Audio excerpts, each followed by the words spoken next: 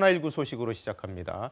신규 확진자 이틀 연속 1,000명을 넘겼습니다. 정부는 아직은 감당 가능한 수준이라고 밝혔지만 근근히 감당하는 거의 한계 상황에 온 것은 분명해 보입니다. 취재기자 연결해서 전반적인 상황 알아보겠습니다.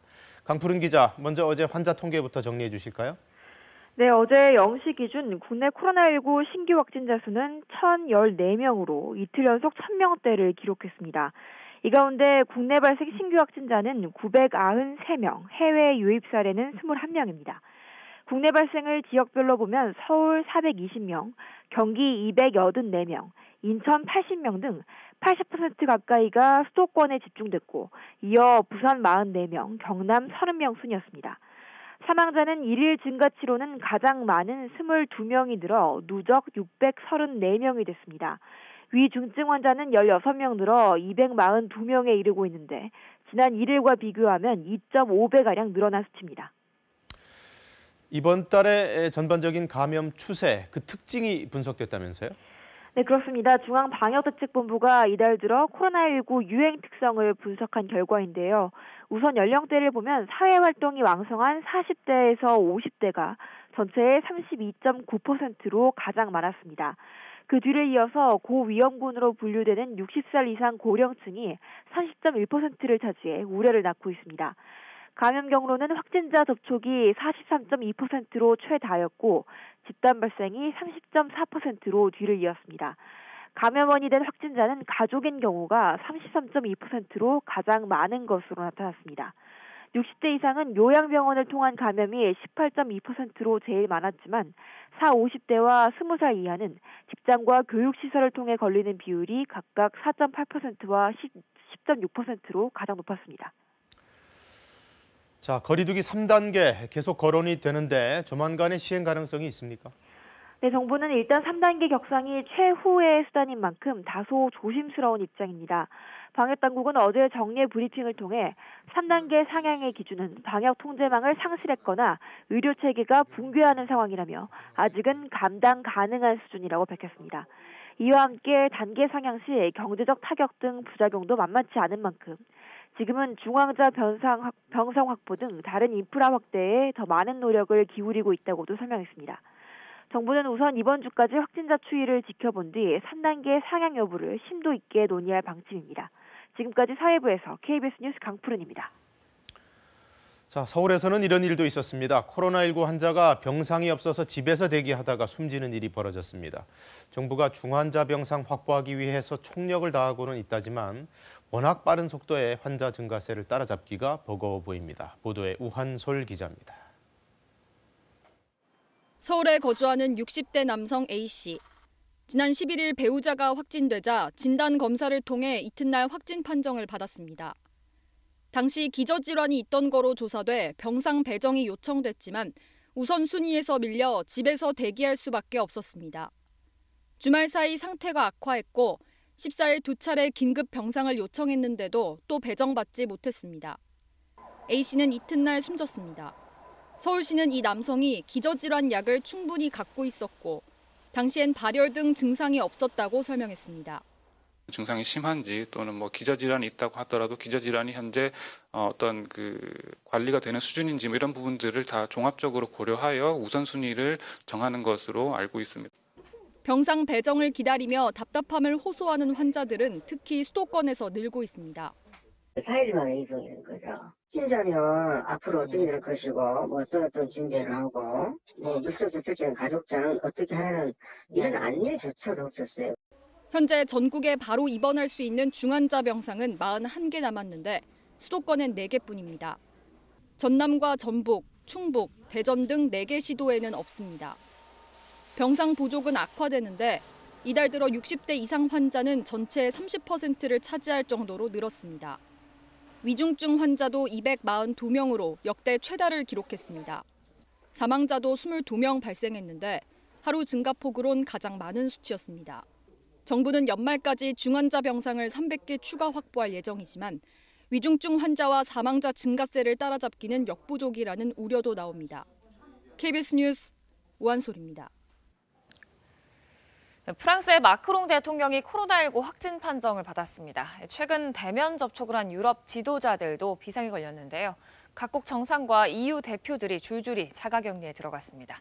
파리에서 양민효 특파원이 전해왔습니다. 현지 시각으로 17일 코로나19 하루 신규 확진자가 18,000여 명 발생한 프랑스. 국가 정상인 마크롱 대통령도 확진 판정을 받았습니다. 프랑스 대통령실 엘리제궁은 마크롱 대통령이 경미한 증상으로 PCR 검사를 받았고 양성으로 나타났다고 발표했습니다. 즉각 7일 동안 자가격리에 들어가지만 원격으로 업무는 계속한다고 밝혔습니다. Ce matin, ils ont confirmé qu'il était positif à la Covid-19. Comme pour tout cas positif dans notre pays, un contact tracing s'est immédiatement mis en œuvre. 대통령 부인 브리짓 여사와 카스텍스 국무총리 등은 음성 판정을 받았지만 불똥은 프랑스 고위 인사뿐 아니라 각국 지도자들에게도 튀었습니다. 마크롱 대통령이 최근 며칠 새 접촉한 유럽 정상들과 EU 대표들이 줄줄이 자가격리에 들어간 겁니다. 지난주 브뤼셀에서 대면으로 열린 유럽연합 정상회의. 마크롱 대통령은 유럽 주요국 지도자들과 폰데어 라이엔 EU 집행위원장 등과 직접 만났습니다. 이 중 메르켈 독일 총리는 음성 판정을 받았고 룩셈부르크와 아일랜드 총리는 자가격리와 접촉 제한에 들어갔습니다. 이번 주 회동한 산체스 스페인 총리를 비롯해 EU 정상회의 의장과 OECD 사무총장, 코스타 포르투갈 총리까지 연쇄 격리 대상이 됐습니다. 이들 중 아직까지 추가 확진자는 나오지 않았지만 유럽 각국의 비상이 걸린 상황. 마크롱 프랑스 대통령은 확진 판정 이후 불과 몇 시간 만에 비교적 양호한 모습으로 첫 화상회의를 주재했는데 기침, 피로 등 독감과 비슷한 증상을 보이는 걸로 알려졌습니다. 트럼프 미국 대통령, 존슨 영국 총리와 보소나루 브라질 대통령에 이어 마크롱 대통령이 네 번째로 코로나19에 감염된 국가 정상이 됐다고 프랑스 언론들은 전했습니다. 파리에서 KBS 뉴스 양민효입니다. 미국에서는 백신 접종은 시작됐습니다만 확산세는 꺾일 줄을 모르는 상황입니다.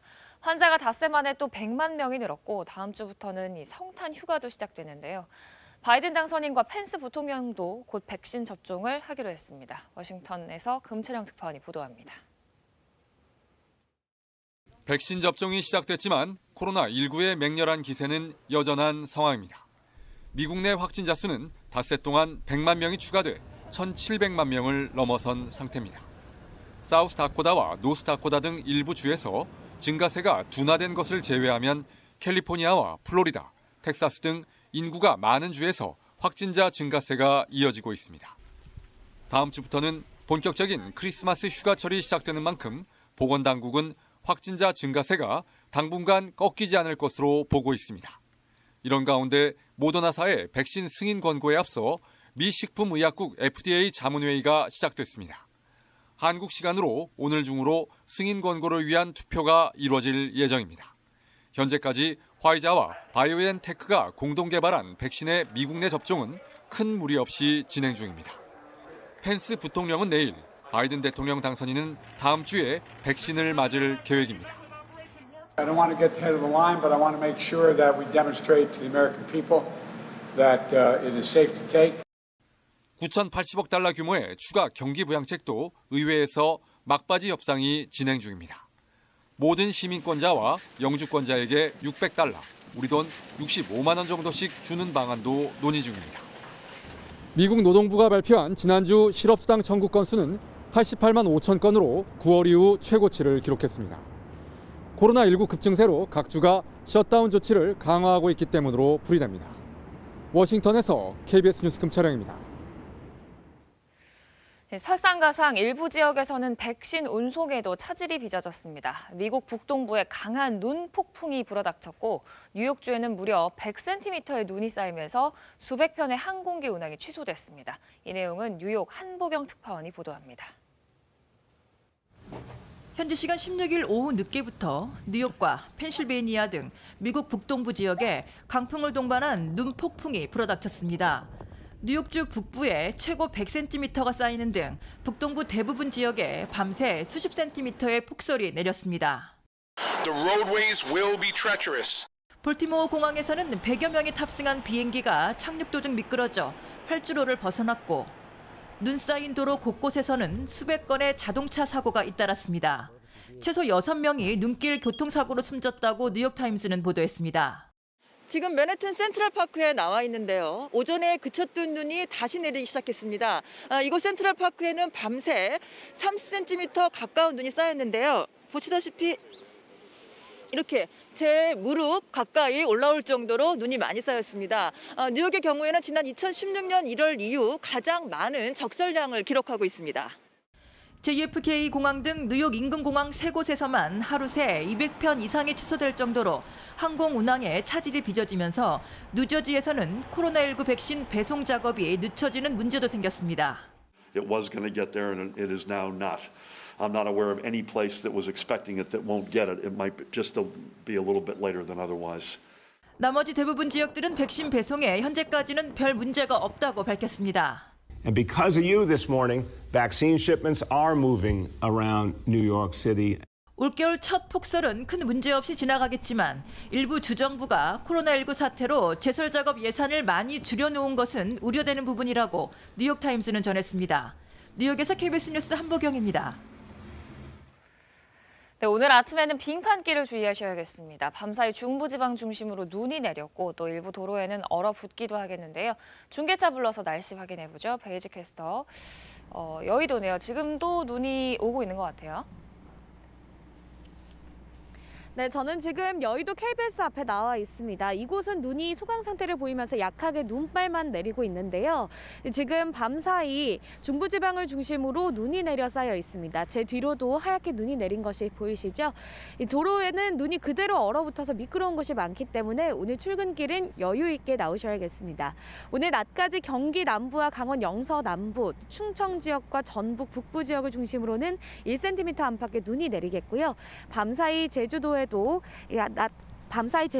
한때 비나 눈이 내리겠습니다. 오늘은 한파가 주춤하겠습니다. 다만 늦은 오후부터는 찬바람이 강하게 불어오면서 기온이 빠르게 떨어지겠습니다. 퇴근길 생각하셔서 옷차림 따뜻하게 하셔야겠습니다. 주말인 내일은 서울의 아침 기온 영하 10도까지 떨어지겠습니다. 오늘 오전까지 수도권과 충남에서는 초미세먼지 농도 나쁨 수준이 예상되고요. 동쪽 지역은 여전히 대기가 건조해 건조특보가 발효 중입니다. 현재 기온 살펴보겠습니다. 중부지방은 어제보다 5도에서 10도가량 높지만 한파주의보는 여전히 곳곳에 발효 중입니다. 서울이 영하 2.2도, 대전 영하 0.9도 가리키고 있고요. 남부지방도 어제보다 2도에서 5도가량 높습니다. 대구가 영하 4.4도, 광주는 영하 1.3도 가리키고 있습니다. 낮 기온은 서울이 0도, 대전 4도, 강릉 6도로 어제보다 2, 3도가량 높겠고요. 남부지방도 광주 7도, 대구 6도 예상됩니다. 바다의 물결은 동해 먼바다에서 최고 3m로 높게 일겠습니다. 주말인 내일은 대체로 맑은 날씨가 이어지겠고요. 일요일에는 오전까지 서해안과 제주도에 눈 소식이 들어있습니다. 날씨 정보 전해드렸습니다. 윤석열 검찰총장에 대한 정직 2개월의 징계, 문재인 대통령이 제거하자마자 윤 총장은 징계 취소 소송으로 맞대응하고 나섰습니다. 사퇴한 추미애 법무장관을 넘어 이제 사실상 문 대통령과의 법적 공방이라고 봐야 할 텐데요. 백인성 기자가 보도합니다. 윤석열 검찰총장은 징계 결정이 헌법과 법치주의에 대한 훼손이라며 소송전에 돌입했습니다. 먼저 징계 처분을 취소해달라는 소송을 행정법원에 제기했습니다. 윤 총장 측은 그동안 징계위원회가 제시한 사유들이 사실과 다르거나 직무상 행위였다고 주장해왔습니다. 또 징계위에서 새로운 주장이 나왔는데도 이를 살펴볼 시간조차 주지 않는 등 방어권을 보장받지 못하는 절차적 위법이 있다고도 주장했는데 향후 소송에서도 이 같은 주장을 할 것으로 보입니다. 소송 결과가 정직 기간인 2달 안에 나오지 않는 만큼 일단 총장 직무에 복귀할 수 있도록 징계 집행정지 신청도 함께 냈습니다. 2달간의 공백 기간이 윤 총장과 검찰 전체에 돌이킬 수 없는 손해를 끼칠 수 있다는 주장입니다. 윤 총장 측은 또 중요 수사가 진행 중이고 총장이 없으면 수사 결과가 달라질 수 있다고 언급하며 월성원전 수사 등이 차질을 빚을 수 있음을 시사했습니다. 이와 함께 수사권 조정 시스템도 일관성 있게 정비하기 위해 총장의 직무 복귀가 필요하다고 주장했습니다. 법무부는 이에 맞서 윤 총장이 해임까지 이를 수 있는 큰 잘못을 저지른 만큼 직무 복귀는 공공복리에 중대한 영향을 주게 된다고 맞설 것으로 보입니다. 대검은 조남관 차장검사가 다시 권한 대행을 맡은 가운데 징계 결정을 비판하는 현직 검사들의 글이 내부망에 올라온 등 반발 움직임도 감지됩니다. KBS 뉴스 백인성입니다. 네, 법무부 징계위원회 측은 윤석열 검찰총장에 대한 구체적인 징계 사유들을 공개했습니다. 원래는 해임이 가능할 정도였지만 총장 임기제를 고려해서 그 정도 선으로 했다. 이런 설명도 덧붙였는데요. 이재희 기자가 이어서 보도합니다. 법무부가 국회에 제출한 윤석열 검찰총장의 징계 의결 요지서입니다. 먼저 윤 총장 지시로 작성된 재판부 분석 문건에 대한 평가가 나옵니다.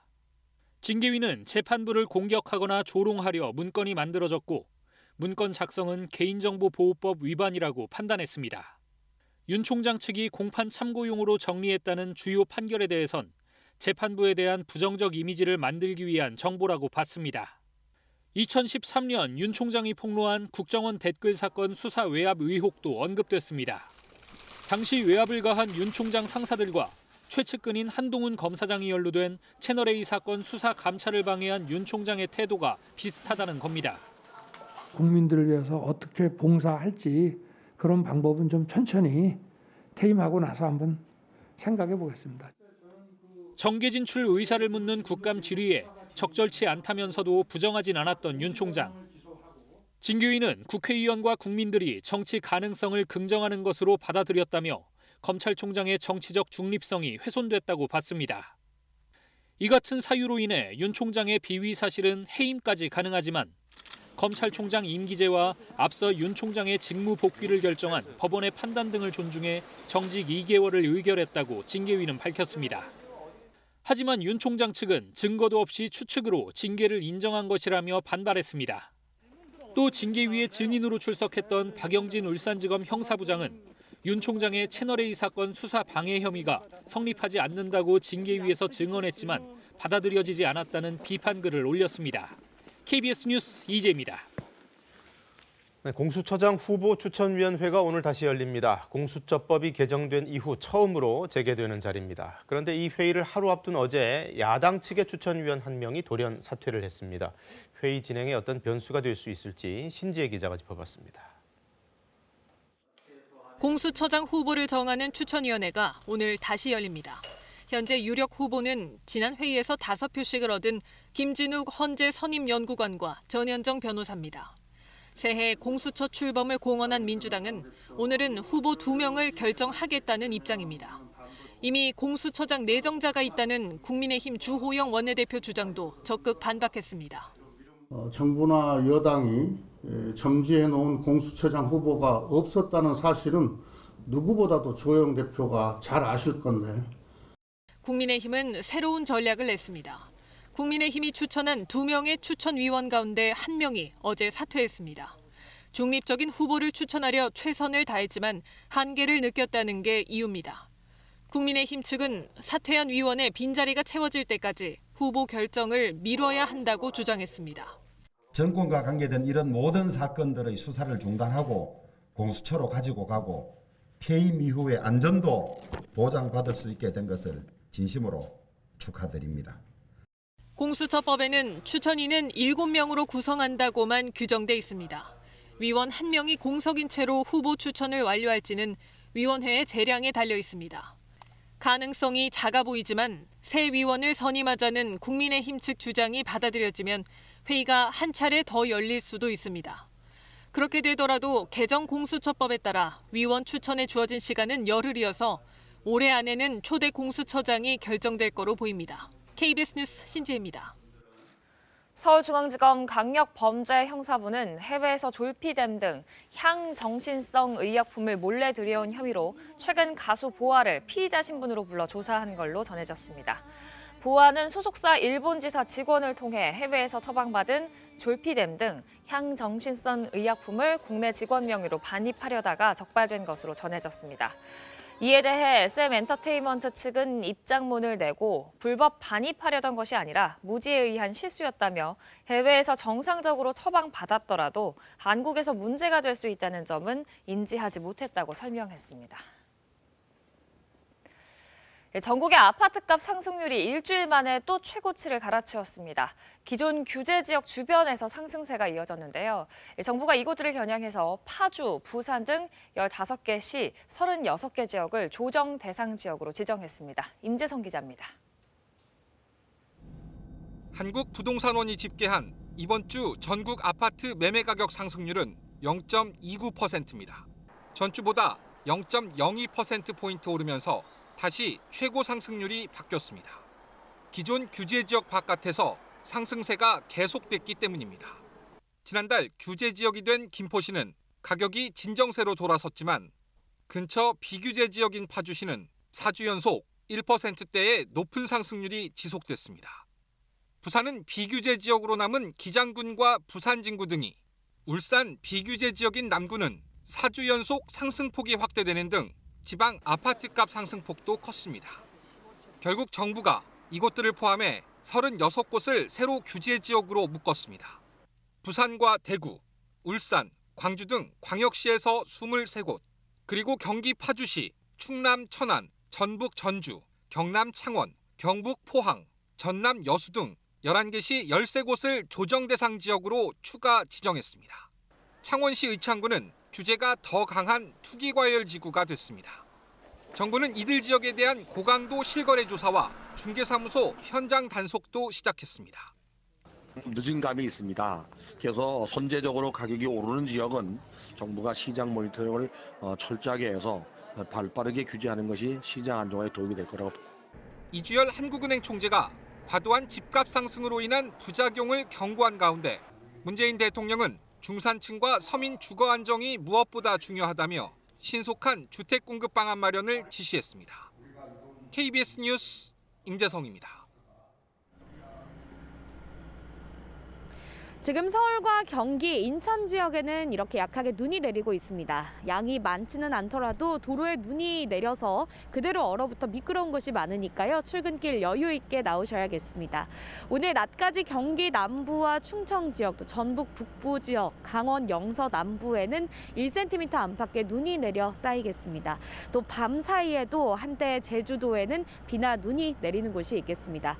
오늘 아침 서울 기온 영하 2.2도로 한파는 주춤한데 그래도 늦은 오후부터는 다시 찬바람이 불어오면서 기온이 빠르게 떨어지겠습니다. 오늘 퇴근길 생각하셔서 옷차림은 든든하게 하셔야겠습니다. 내일은 서울의 아침 기온이 영하 10도까지 떨어질 것으로 예상되고요. 일요일에도 서울의 아침 기온 영하 7도 안팎에 머물면서 춥겠습니다. 현재 기온 살펴보겠습니다. 오전까지 현재 기온은 서울이 영하 2.2도, 대전도 영하 0.9도로 어제보다 5도에서 10도가량 높지만 한파주의보는 여전히 곳곳에 발효 중입니다. 남부지방도 어제보다 2도에서 5도가량 기온이 높은데요. 대구가 영하 4.4도, 광주 영하 1.6도 가리키고 있습니다. 낮 기온은 서울이 0도, 대전 4도로 어제보다 2, 3도 높겠고요. 남부지방도 광주 7도, 대구 6도 예상됩니다. 바다의 물결은 동해 먼바다에서 최고 3m로 높게 일겠습니다. 주말인 내일은 대체로 맑은 날씨가 예상되지만 일요일에는 오전에 서해안과 제주도에 눈 소식이 들어있습니다. 지금까지 여의도 KBS에서 날씨 전해드렸습니다. 네, 코로나19 국내 신규 확진자 이틀 연속 1000명을 넘긴 가운데 서울에서는 이런 안타까운 일도 벌어졌습니다. 60대 확진자가 병상이 없어서 입원 대기를 하다가 적절한 치료를 받지 못한 채로 숨을 거둔 겁니다. 우한솔 기자가 보도합니다. 서울에 거주하는 60대 남성 A씨. 지난 11일 배우자가 확진되자 진단검사를 통해 이튿날 확진 판정을 받았습니다. 당시 기저질환이 있던 거로 조사돼 병상 배정이 요청됐지만 우선순위에서 밀려 집에서 대기할 수밖에 없었습니다. 주말 사이 상태가 악화했고 14일 2차례 긴급 병상을 요청했는데도 또 배정받지 못했습니다. A씨는 이튿날 숨졌습니다. 서울시는 이 남성이 기저질환 약을 충분히 갖고 있었고 당시엔 발열 등 증상이 없었다고 설명했습니다. 증상이 심한지 또는 기저질환이 있다고 하더라도 기저질환이 현재 어떤 관리가 되는 수준인지 이런 부분들을 다 종합적으로 고려하여 우선순위를 정하는 것으로 알고 있습니다. 병상 배정을 기다리며 답답함을 호소하는 환자들은 특히 수도권에서 늘고 있습니다. 4일 만에 이송이는 거죠. 진짜면 앞으로 어떻게 될 것이고 어떤 준비를 하고 물적 접촉적인 가족장 어떻게 하라는 이런 안내조차도 없었어요. 현재 전국에 바로 입원할 수 있는 중환자 병상은 41개 남았는데 수도권엔 4개뿐입니다. 전남과 전북, 충북, 대전 등 4개 시도에는 없습니다.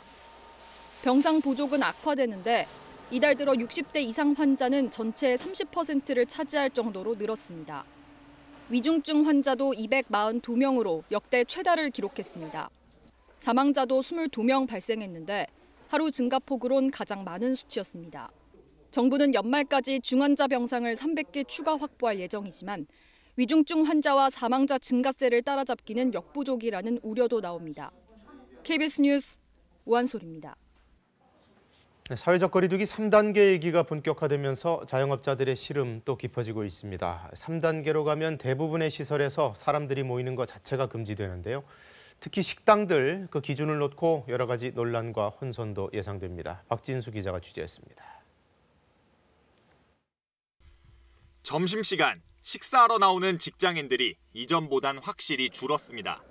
재택근무가 늘기도 했고 가급적 사람 많은 곳을 꺼리기도 합니다. 그래도 식당 이용이 어려워지다 보니까 사무실 내에서 주로 도시락으로 많이 해결을 하는 것 같고요.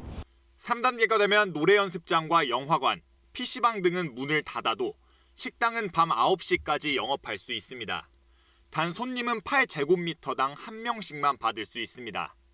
3단계가 되면 이 순댓국집은 손님을 10명까지 받을 수 있습니다. 메뉴 특성상 포장과 배달도 사실상 어렵습니다. 10명 받으려고 그러면 장사하지 말라는 얘기거든요, 솔직히. 그러니까 가게문 닫고 정부에서 어떻게 보면 보상을 해주는 게 훨씬 낫죠. 그렇게. 바로 옆 분식집은 포장과 배달 수요가 상대적으로 많지만 재택근무 확대가 걱정입니다.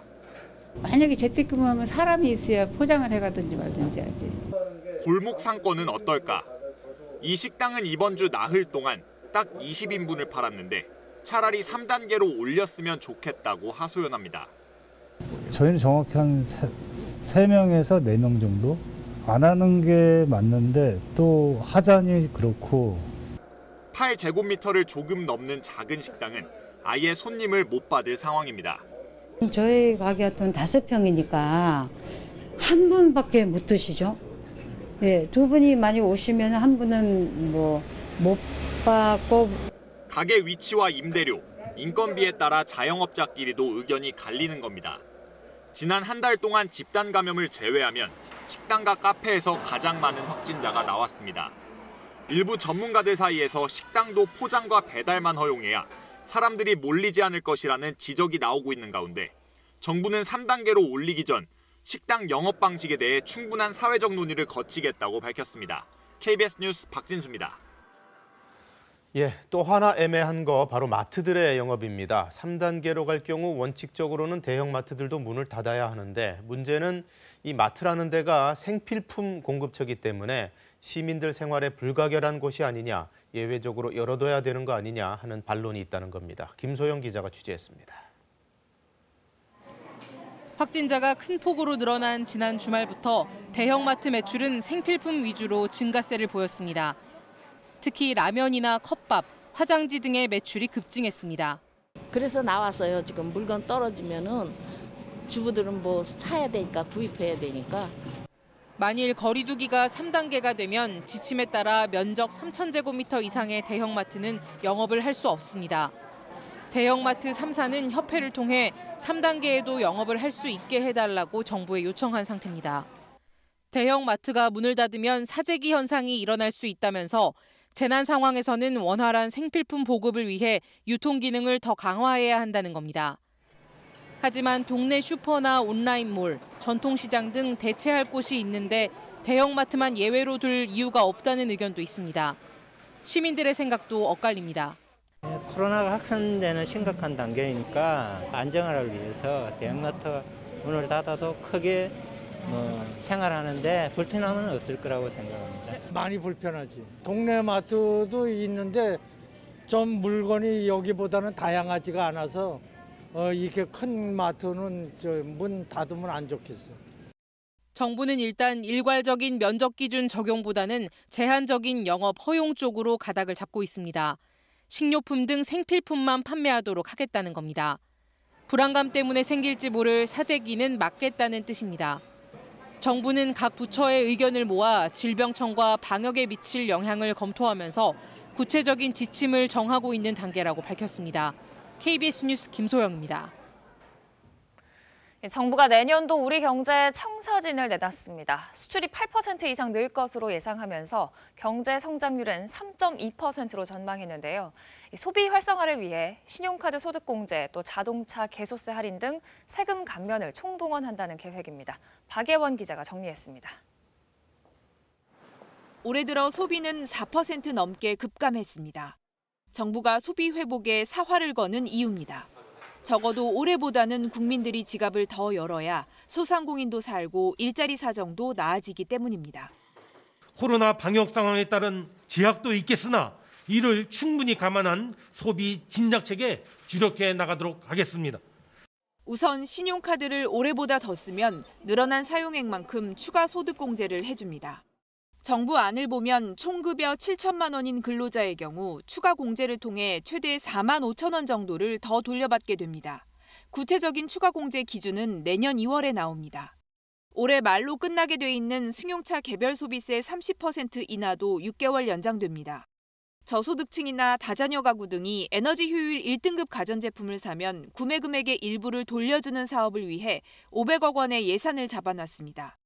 외식과 숙박 같은 8개 분야에서 5천억 원어치의 소비 쿠폰도 제공되는데 사용처를 온라인으로까지 확대합니다. 내수 살리기의 또 다른 축인 투자는 110조 원을 목표로 잡았습니다. 공공이 먼저 65조 원을 담당하고 민간 기업이 뒷받침할 수 있도록 추가 세금 혜택도 마련했습니다. 또 우리 산업의 미래 먹을거리 확보를 위해 5G 시설 투자에 세제 혜택을 줍니다. 특히 미래차와 바이오, 시스템 반도체 같은 이른바 빅3는 세제에다 행정 지원까지 더해집니다. 우리는 2021년을 한국 경제 대전환의 시간으로 만들어야 하겠습니다. 시작은 코로나 위기의 확실한 극복입니다. 변수는 여전히 코로나19입니다. 정부는 경제 반등과 방역의 균형을 맞추기 위해 백신 확보와 의료 대응 체계 강화에도 집중하기로 했습니다. KBS 뉴스 박예원입니다.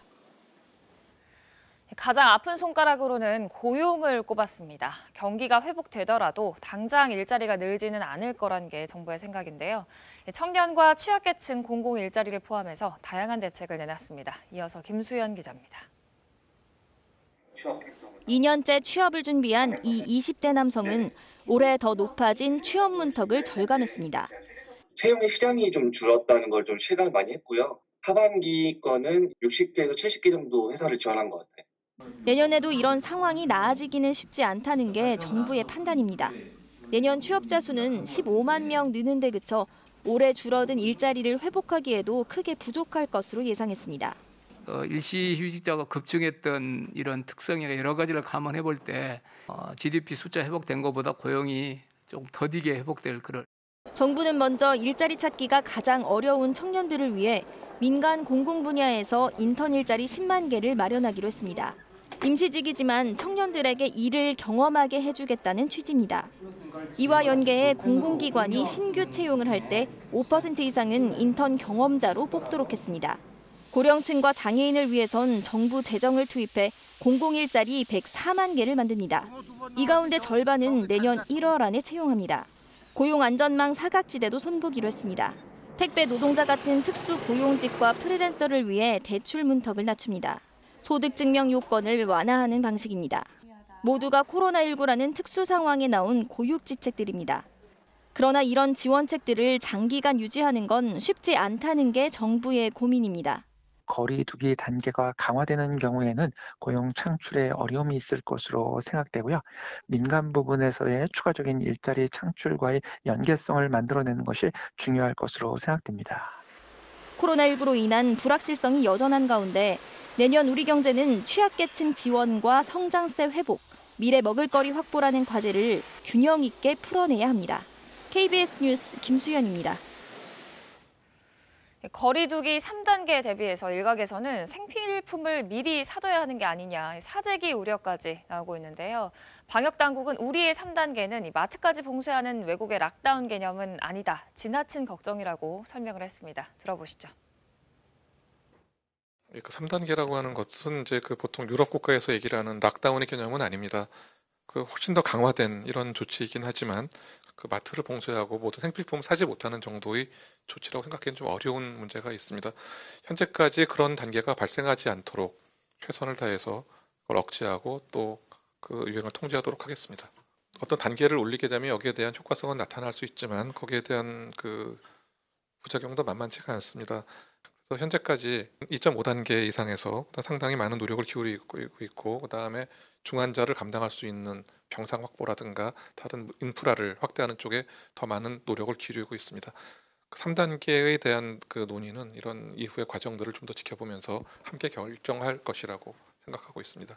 여태까지 경험을 보면 그 이동량이 줄면서 같이 환자 발생도 주는 그런 경향이 있습니다. 다만 이제 그 이번 12월 같은 경우라면은 저희가 그 기대했던 만큼의 이동량이 감소로 이어지지는 않았습니다. 그 강제적인 방법을 통한 사회적 접촉 차단을 하는 것 자체가 그 매우 그 효과와 그다음에 결과를 같이 보아야 되는 문제이기 때문에 여기에 대한 충분한 고민들을 하고 있다라는 말씀 정도를 드리겠습니다. 그 현재 그 사망자로 알려지는 분들은 그간에 누적된 감염자분들께서 그 병환 끝에 돌아가시는 그런 상황으로서 현재의 그 확진자가 어느 정도 누적된 상황으로 이렇게 그 이유를 찾을 수 있습니다. 또한 바이러스 변종에 의한 어떤 더 위험 가능성은 아직까지 알려지지 않았으며 변종에 의해서 치명률이 더 높아졌다든가 일어나는 근거는 아직까지 없습니다. 전일까지 약 37,700명 건 정도의 검사가 시행됐고 이 중에 68명이 이제 확진됐기 때문에 그 양성 비율로 본다면은 약 0.18% 정도라고 할 수 있습니다. 여기 의의를 둘 수 있는 것은 검사에 대한 접근성과 편리성을 높여줬다는 것입니다. 좀 더 많은 검사 장소가 확보되고 그다음에 익명 검사를 통해서 마음 편하게 검사가 가능했다는 이런 긍정적인 것이 있습니다. 그래서 이렇게 사전적인 예방을 하는 것이 중요한 의미가 있다라고 생각을 하고 있습니다. 코로나19 관련 국제 소식 전해드립니다. 그동안 미국 대통령 취임식은 100만 명 가까운 인파 속에 성대한 규모로 치러졌는데요. 하지만 내년 1월에 열리는 조 바이든 당선인의 대통령 취임식은 코로나19 확산세로 초청 인원을 대거 축소하고 전통적인 대면 행사도 새로운 방식으로 진행됩니다. 미 의회 합동 취임식 준비위원회가 내년 1월 20일로 예정된 조 바이든 당선인의 대통령 취임식 초청 인원을 대폭 축소하기로 했습니다. 위원회는 전통적으로 연방의회 의원들이 대통령 취임식에 지역구 유권자들을 초청할 수 있도록 20만 명분가량의 초청장을 배부했는데요. 하지만 올해는 코로나19 대유행으로 의원당 1명만 초청할 수 있도록 해 예년과 비교하면 의회 측 참석 인사는 200분의 1 수준으로 줄어듭니다. 또한 준비위원회는 미국 국회의사당 앞에서 취임 선서를 하는 것은 예년과 동일하지만 이후 퍼레이드 행사와 취임 만찬 등은 취소되거나 새로운 방식으로 진행된다며 취임식을 위한 여행을 자제할 것을 권고했습니다. 한편 현지 언론들은 지난 여름 코로나 확산을 우려하며 온라인 화상 방식으로 개최했던 민주당 전당대회 같이 이번 취임식에서도 미국인들이 집에서 참여할 수 있는 가상 프로그램이 등장할 것이라고 보도했습니다. 프랑스 마르세유의 한 쇼핑센터에 등장한 독특한 예술 전시물이 사람들의 발길을 붙잡습니다. 가로 세로 20m 길이의 아크릴 상자 안에 홀로 갇혀 있는 이 남자. 프랑스의 설치 예술가 게탄 마론입니다. 그는 코로나19 이후 우리의 일상을 묘사하듯 간단한 침구와 텔레비전, 태블릿 PC 등을 갖춘 이 상자 안에서 지난 7일부터 20일까지 자발적인 격리 생활에 들어갔는데요. 물이나 음식 등 필수품이 필요할 때는 휴대전화 문자나 메모를 남겨서 이를 확인한 관람객들이 택배기사처럼 전달해 주거나 또 씻거나 화장실에 가야 할 때는 통행 허가증을 작성하고 잠시 상자 밖을 나온다고 합니다. 그는 코로나19 이전에는 이상하고 답답하게 보였을 이 모습이 요즘은 평범한 일상처럼 인식되고 있다면서 지금은 잠시 비필수적인 것으로 여겨지는 타인과의 접촉과 소통, 그리고 문화생활의 가치를 잊지 말자는 취지로 상자 속 격리 생활을 시작했다고 전했습니다. 코로나19에 따른 경제적 충격으로 영국에서 결시 가동이 급증하고 있는데요. 영국의 아이들이 70여 년 만에 처음으로 전 세계 어린이를 위한 국제 구호단체 유니세프의 지원을 받게 됐습니다. 유엔 산하 국제 구호단체인 유니세프가 70여 년 역사상 처음으로 영국의 결시 가동들을 긴급 지원한다고 현지 매체들이 보도했습니다. 유니세프 영국위원회는 지금이 세계 2차 대전 이후 가장 심각한 위기라고 진단하고 전례 없는 코로나19 여파로 더욱 끼니를 챙기기 어려운 아동들을 돕고자 런던 남부 지역 학교 25곳에 아침 도시락 비용 2만 5천 파운드, 한화로 3,700만 원을 지원한다고 설명했습니다. 이 소식에 영국 정부를 향한 질타가 쏟아지고 있는데요.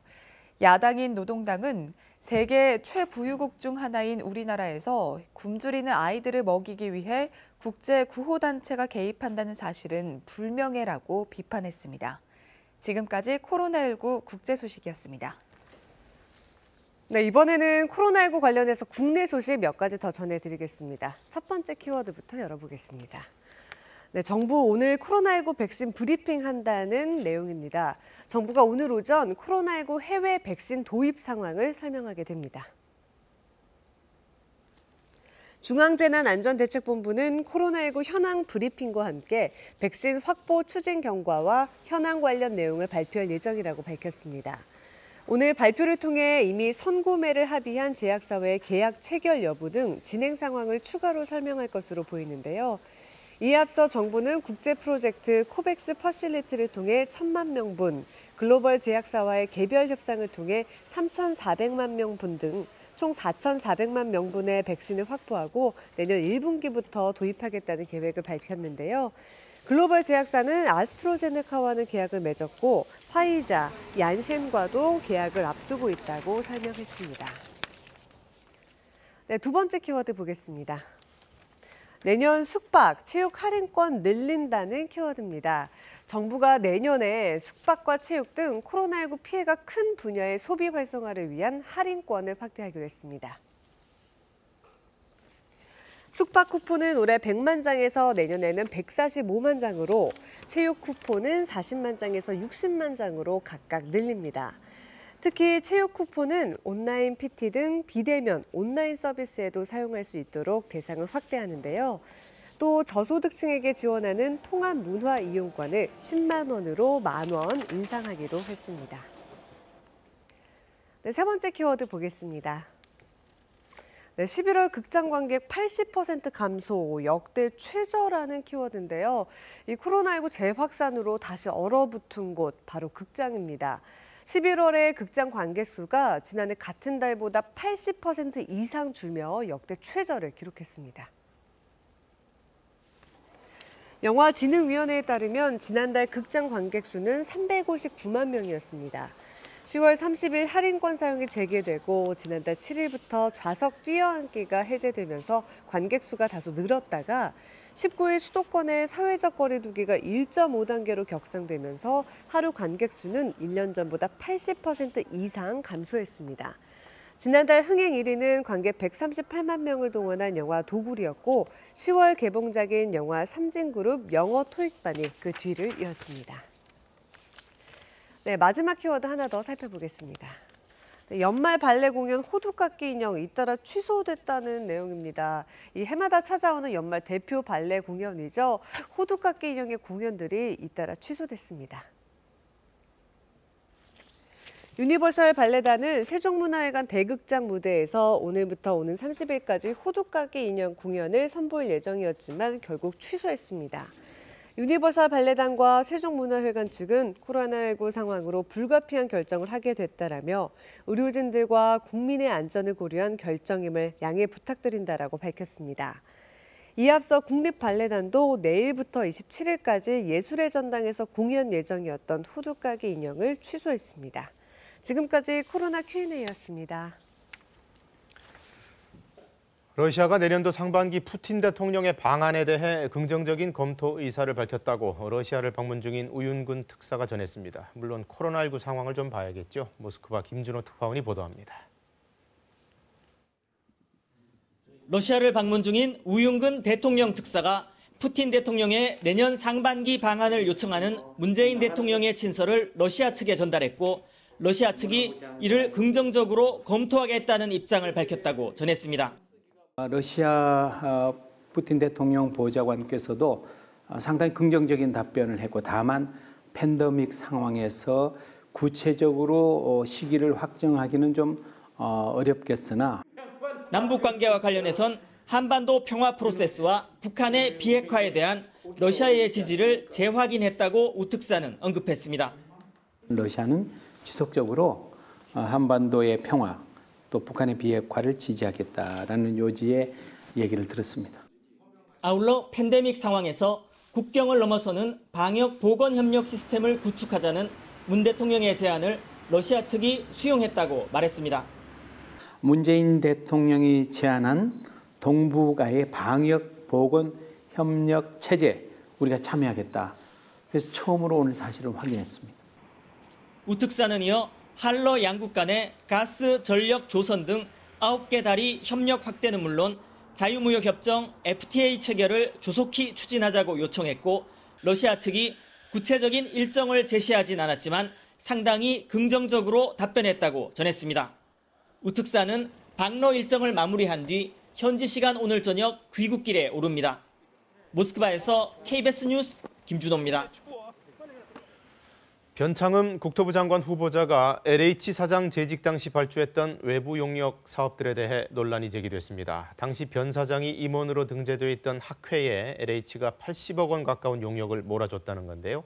이해관계로 얽힌 두 직책을 동시에 갖고 있었던 데 대해 말이 나오고 있습니다. 최현진 기자가 보도합니다. 변창흠 후보자가 지난해 3월 상임이사를 맡은 국토도시 계획학회입니다. 이 학회는 변 후보자가 LH 사장으로 재직하는 동안 모두 20건, 79억 5천만 원 상당 LH 연구 용역을 수주했습니다. 이 가운데 수의계약 연구 용역은 13건, 44억 5천만 원 상당입니다. 전임 사장 때는 수의계약으로 딴 연구 용역이 3년 동안 불과 6건, 18억 4천만 원 상당에 그쳤습니다. 변 후보자 사장 시절 2배 넘게 늘어난 겁니다. 이 학회는 SH에서도 지난 10년간 수주한 연구 용역 총 4건 중 3건을 변 후보자가 사장 시절 수주했습니다. 당시 변 후보자는 해당 학회 일반 이사나 상임이사였습니다. 공직 유관단체 임직원 행동강령은 자신이 임직원으로 재직 중인 법인이나 단체가 직무 관련자가 되면 기관장에게 신고하도록 돼 있습니다. 하지만 변 후보자는 국토도시 계획학회와 관련해 아무런 신고를 하지 않았습니다. 변 후보자가 교수를 겸직하고 있는 세종대학교도 용역을 수주했습니다. SH 사장 재직 기간에 2천만 원 상당의 연구 용역을 2건 수주했는데 최근 10년간 SH가 세종대에 준 용역은 이 2건이 전부입니다. 이에 대해 변 후보자는 세종대와의 계약은 계약 담당 부서가 적법하게 진행했고 자신이 세종대 교수라고 해서 공모를 제한할 근거는 없다고 밝혔습니다. 또 국토도시계획학회는 7천여 명의 전문가가 가입한 단체고 대형 사업이 많아 연구 용역이 늘었다고 설명했습니다.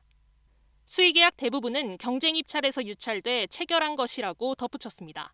연구 용역을 대거 수의계약 형태로 주는 것은 상당히 일감 몰아주기 또 이런 여러 가지 소지가 좀 있다고 보입니다. 변 후보자는 국토부 장관 후보자 지명 후 국토도시계획학회 상임이사직을 사임했습니다. KBS 뉴스 최은진입니다. 오늘 오거돈 전 부산시장에 대한 구속영장 심사가 열립니다. 오 전 시장 본인이 인정한 이 강제추행 외에 또 다른 직원에 대한 성추행 증거를 검찰이 확보했는데요.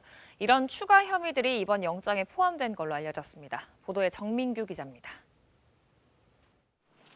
직원을 성추행한 사실을 인정하며 사퇴한 뒤 경찰 조사를 받은 오거돈 전 부산시장. 지난해 불거진 다른 성추행 의혹에 대해서는 혐의를 부인했습니다. 추가 성추행 의혹도 있는데 한 말씀 해주시죠. 그런 건 없는 것으로 알고 있습니다. 경찰도 추가 성추행 피해자의 진술을 확보하지 못했다며 지난 8월 사건을 검찰에 넘겼습니다. 부산시청을 압수수색하는 등 보강 수사에 나선 검찰은 오 전 시장을 소환 조사한 지 하루 만인 지난 15일 사전 구속영장을 청구했습니다. 지난 6월 오 전 시장에 대해 강제추행 혐의만으로 청구한 구속영장이 기각된 바 있어 이번엔 다른 혐의를 추가했습니다. 검찰은 강제추행 외에 시청의 다른 직원 성추행 의혹과 관련해 구체적인 증거를 확보한 것으로 알려졌습니다. 경찰이 무혐의로 결론 내린 직권남용 혐의를 추가했을 가능성도 제기됩니다. 오 전 시장이 채용을 조건으로 성추행 사건을 무마했다는 의혹입니다. 강제추행으로 사퇴할 당시 총선 이후로 시기를 조율했다는 공직선거법 위반 혐의는 포함되지 않은 것으로 전해졌습니다. 부산지법은 오늘 오 전 시장에 대한 구속영장 심사를 진행합니다. 강제추행 이외 혐의를 부인해온 오 전 시장의 변호인 측과 치열한 공방이 예상되는 가운데 오 전 시장의 구속 여부는 오늘 밤 늦게 결정될 것으로 예상됩니다. KBS 뉴스 정민규입니다. 이춘재 연쇄살인 8차 사건의 범인으로 지목돼 억울하게 20년 옥살이를 한 윤석열 씨에게 마침내 무죄가 선고됐습니다. 윤 씨는 32년 만에 한을 풀었습니다. 이승재 기자입니다. 이춘재 8차 사건의 진범으로 몰려 20년 옥살이를 한 윤석열 씨. 사건 발생 32년 만에 무죄가 선고됐습니다. 무죄가 선고되었습니다. 사법부 구성원의 일원으로서 사과의 말씀을 드립니다. 출소한 지도 벌써 11년이 지나 선고된 무죄. 윤 씨는 재심을 도운 박준영 변호사 등과 악수를 하며 기뻐했습니다.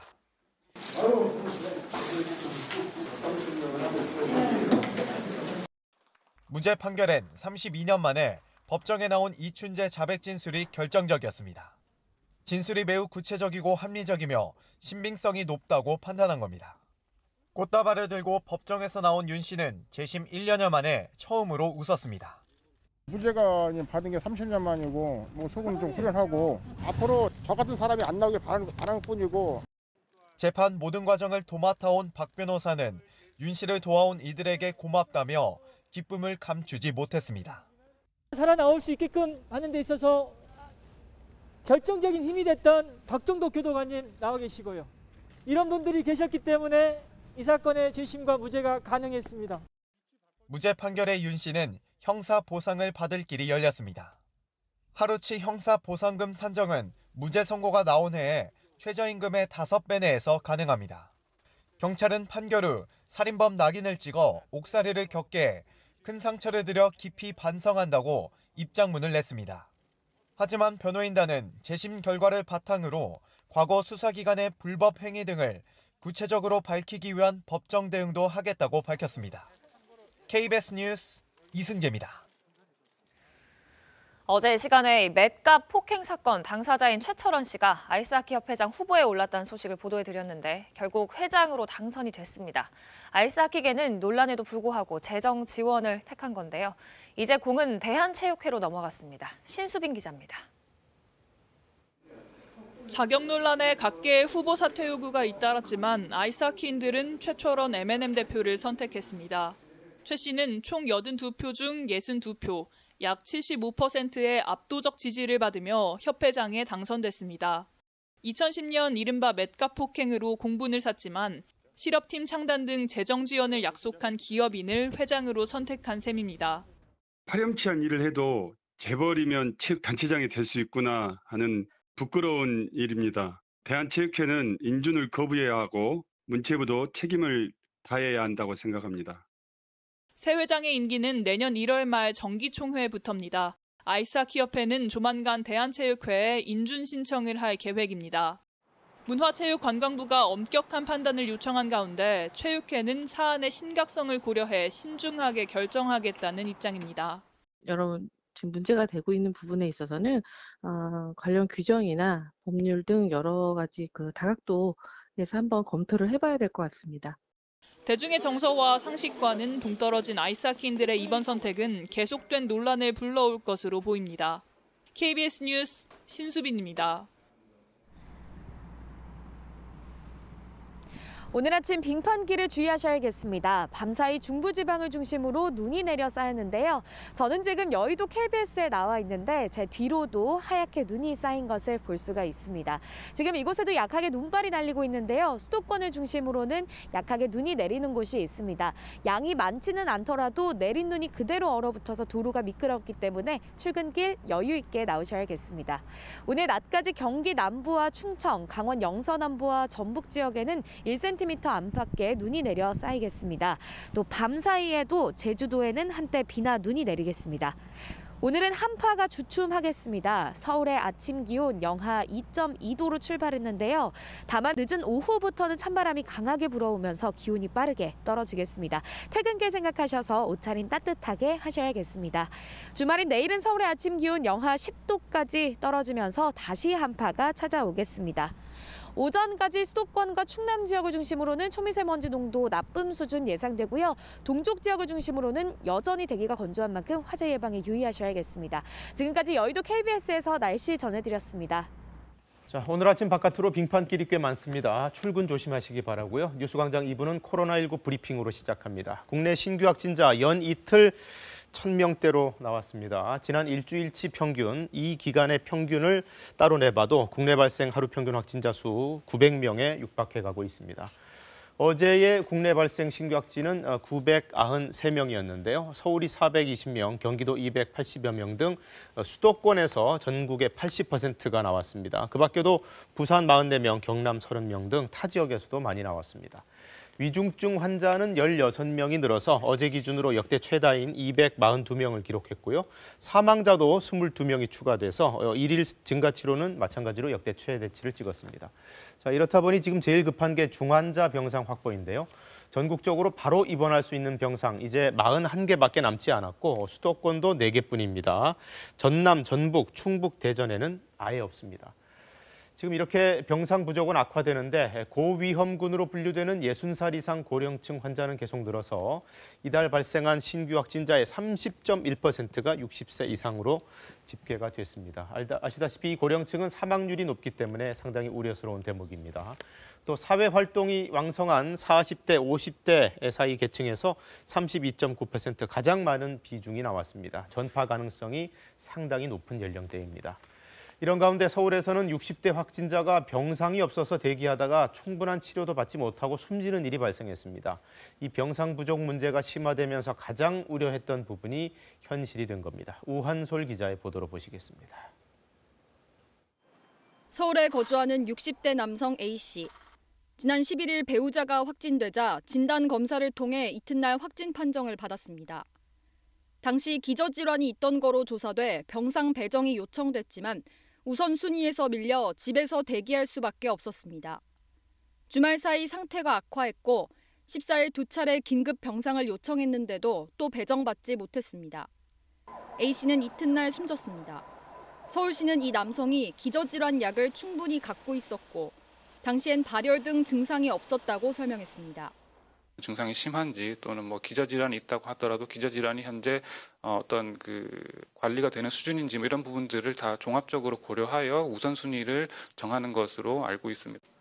병상 배정을 기다리며 답답함을 호소하는 환자들은 특히 수도권에서 늘고 있습니다. 4일 만에 이송이라는 거죠. 진짜면 앞으로 어떻게 될 것이고 어떤 준비를 하고 물적 접촉적인 가족장은 어떻게 하라는 이런 안내조차도 없었어요. 현재 전국에 바로 입원할 수 있는 중환자 병상은 41개 남았는데 수도권엔 4개뿐입니다. 전남과 전북, 충북, 대전 등 4개 시도에는 없습니다.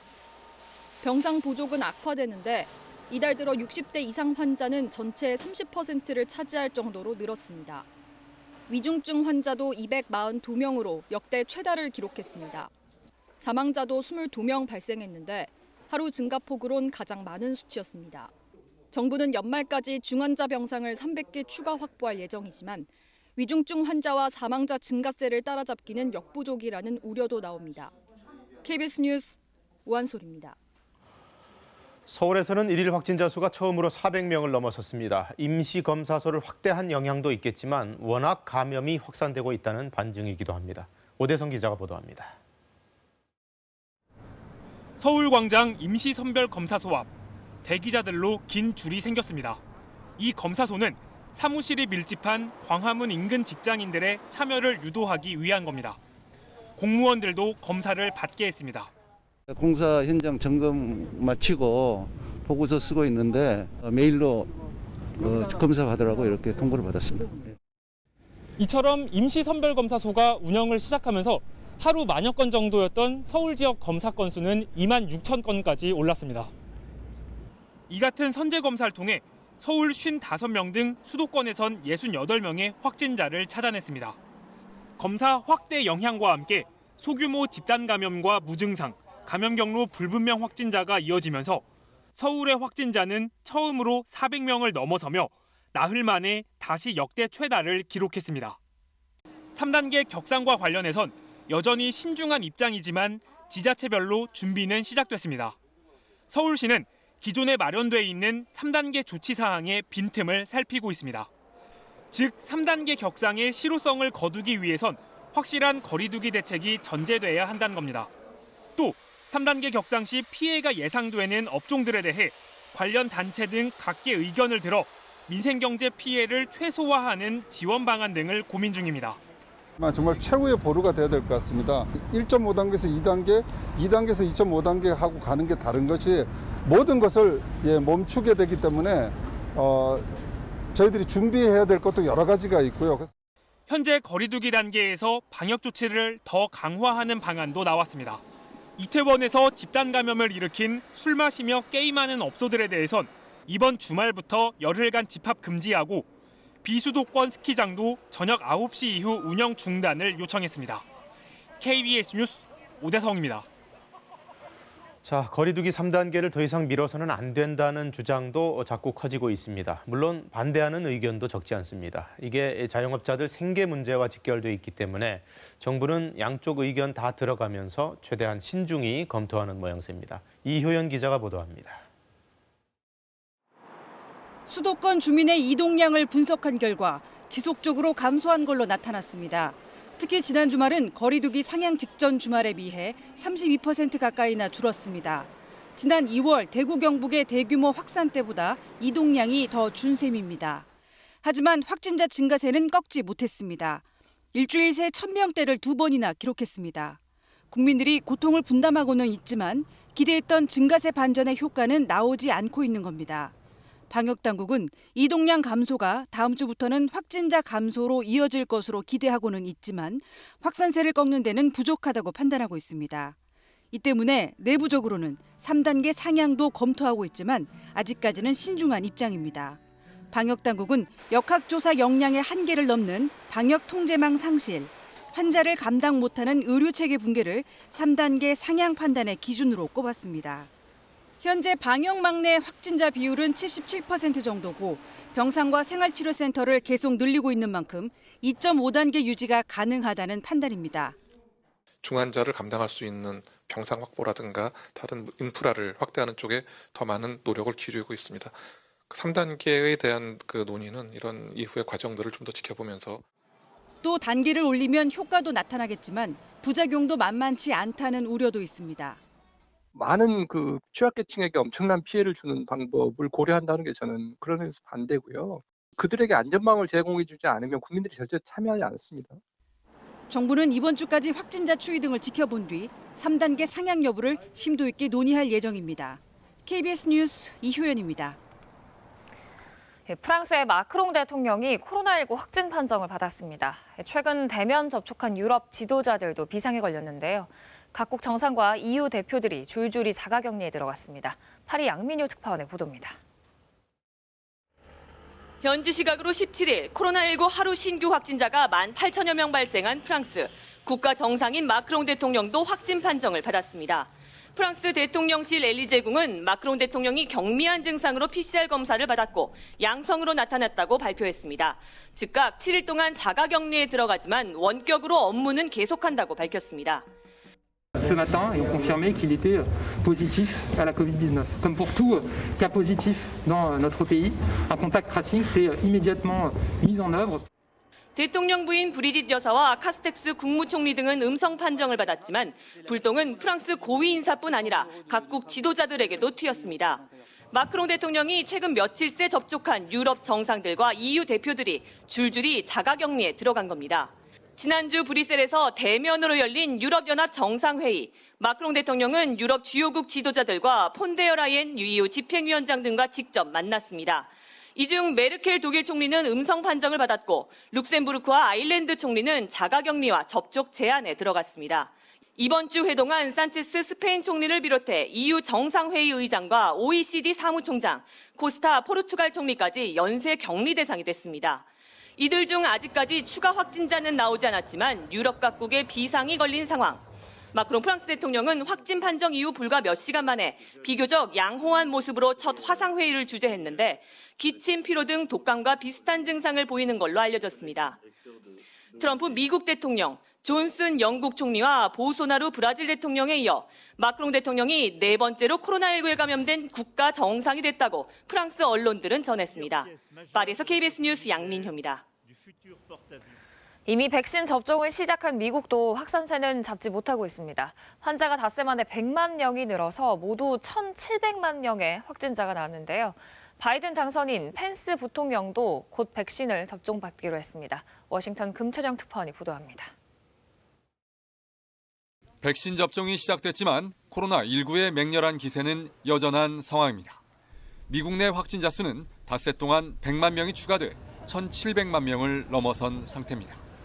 사우스다코다와 노스다코다 등 일부 주에서 증가세가 둔화된 것을 제외하면 캘리포니아와 플로리다, 텍사스 등 인구가 많은 주에서 확진자 증가세가 이어지고 있습니다. 다음 주부터는 본격적인 크리스마스 휴가철이 시작되는 만큼 보건당국은 확진자 증가세가 당분간 꺾이지 않을 것으로 보고 있습니다. 이런 가운데 모더나사의 백신 승인 권고에 앞서 미 식품의약국 FDA 자문회의가 시작됐습니다. 한국 시간으로 오늘 중으로 승인 권고를 위한 투표가 이루어질 예정입니다. 현재까지 화이자와 바이오엔테크가 공동 개발한 백신의 미국 내 접종은 큰 무리 없이 진행 중입니다. 펜스 부통령은 내일, 바이든 대통령 당선인은 다음 주에 백신을 맞을 계획입니다. I don't want to get ahead of the line, but I want to make sure that we demonstrate to the American people that it is safe to take. 9,080억 달러 규모의 추가 경기 부양책도 의회에서 막바지 협상이 진행 중입니다. 모든 시민권자와 영주권자에게 600달러, 우리 돈 65만 원 정도씩 주는 방안도 논의 중입니다. 미국 노동부가 발표한 지난주 실업수당 청구 건수는 88만 5천 건으로 9월 이후 최고치를 기록했습니다. 코로나19 급증세로 각 주가 셧다운 조치를 강화하고 있기 때문으로 풀이됩니다. 워싱턴에서 KBS 뉴스 금철영입니다. 밤사이 중부지방에는 눈이 내려서 쌓였습니다. 출근길 여유를 두고 나오셔야겠는데요. 한파는 낮까지 잠시 주춤하다가 저녁부터 다시 추워진다고 합니다. 여의도에 중계차 불러보죠. 배지 캐스터, 이제 거기 눈은 그친 것 같네요. 네, 지금 이곳은 눈발이 많이 약해졌습니다. 눈이 잘 보이지 않을 정도인데요. 저는 지금 여의도 KBS에 나와 있습니다. 하지만 밤사이 하얗게 쌓인 눈이 여전히 남아 있습니다. 이 눈이 그대로 얼어붙어서 도로가 미끄러운 곳이 있기 때문에 중부지방에 계신 분들은 출근길 교통안전에 각별히 유의하셔야겠습니다.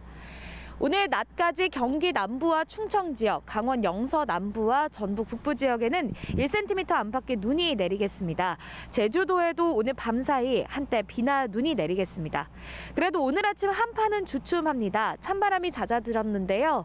오늘 서울의 아침 기온 영하 2.2도로 출발했는데 저녁에는 다시 찬바람이 불어오면서 기온이 빠르게 떨어지겠습니다. 주말인 내일 서울의 아침 기온 영하 10도까지 떨어지겠습니다. 오늘 퇴근길 생각하셔서 옷차림은 따뜻하게 하셔야겠습니다. 오전까지 수도권과 충남에서는 초미세먼지 농도 나쁨 수준이 예상됩니다. 동쪽 지역은 여전히 대기가 건조해 건조특보가 발효 중입니다. 현재 기온 살펴보겠습니다. 중부지방은 어제보다 5도에서 10도가량 높은데요. 그래도 여전히 한파주의보는 발효 중입니다. 오늘 서울의 아침 기온 영하 2도, 또 춘천은 영하 4도 가리키고 있습니다. 남부지방도 어제보다 기온이 조금 오른 모습입니다. 광주가 영하 1.3도, 대구는 영하 2.9도 가리키고 있습니다. 낮 기온은 중부지방은 어제보다 2, 3도가량 높겠습니다. 서울이 0도, 대전 4도 예상되고요. 남부지방도 광주 7도, 대구 6도 예상됩니다. 바다의 물결은 동해 먼바다에서 최고 3m까지 높게 일겠습니다. 주말인 내일은 대체로 맑은 날씨가 이어지겠습니다. 다만 일요일에는 서해안과 또 제주도에 오전까지 눈 소식이 들어 있습니다. 여의도 KBS에서 날씨 전해드렸습니다. 정직 2달의 징계가 내려진 윤석열 검찰총장의 법적 대응이 본격적으로 시작됐습니다. 징계를 취소해달라는 행정소송과 징계 효력부터 멈춰달라는 집행정지 신청 동시에 냈습니다. 백인성 기자가 보도합니다. 윤석열 검찰총장은 징계 결정이 헌법과 법치주의에 대한 훼손이라며 소송전에 돌입했습니다. 먼저 징계 처분을 취소해달라는 소송을 행정법원에 제기했습니다. 윤 총장 측은 그동안 징계위원회가 제시한 사유들이 사실과 다르거나 직무상 행위였다고 주장해왔습니다. 또 징계위에서 새로운 주장이 나왔는데도 이를 살펴볼 시간조차 주지 않는 등 방어권을 보장받지 못하는 절차적 위법이 있다고도 주장했는데 향후 소송에서도 이 같은 주장을 할 것으로 보입니다. 소송 결과가 정직 기간인 2달 안에 나오지 않는 만큼 일단 총장 직무에 복귀할 수 있도록 징계 집행정지 신청도 함께 냈습니다. 2달간의 공백 기간이 윤 총장과 검찰 전체에 돌이킬 수 없는 손해를 끼칠 수 있다는 주장입니다. 윤 총장 측은 또 중요 수사가 진행 중이고 총장이 없으면 수사 결과가 달라질 수 있다고 언급하며 월성원전 수사 등이 차질을 빚을 수 있음을 시사했습니다. 이와 함께 수사권 조정 시스템도 일관성 있게 정비하기 위해 총장의 직무 복귀가 필요하다고 주장했습니다.